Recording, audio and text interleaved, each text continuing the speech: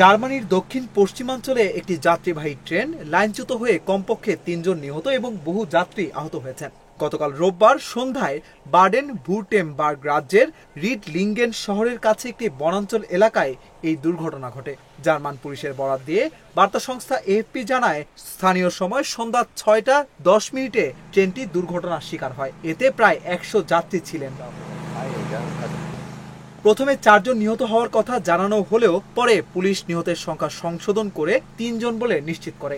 আহতদের সঠিক সংখ্যা বা কারো অবস্থা গুরুতর কিনা সে বিষয়ে এখনো বিস্তারিত কিছু জানানো হয়নি। তবে জার্মান গণমাধ্যম বিল্ড জানিয়েছে, দুর্ঘটনায় অন্তত ৫০ জন আহত হয়েছে বলে ধারণা করা হচ্ছে।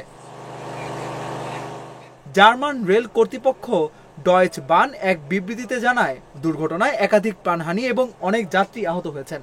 অজানা কারণে ট্রেনটির ২টি বগি লাইনচ্যুত হয়েছে।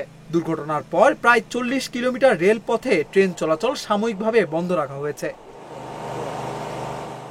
স্থানীয় আবহাওয়া সংস্থার বরাতে জার্মান সংবাদ মাধ্যমগুলোর প্রতিবেদনে বলা হয়, প্রবল ঝড় বৃষ্টির কারণে ভূমিধস হয়ে থাকতে পারে, যার ফলে এই দুর্ঘটনা ঘটে থাকতে পারে। এই ঘটনায় তদন্ত চলছে বলে জানিয়েছে জার্মান রেল কর্তৃপক্ষ।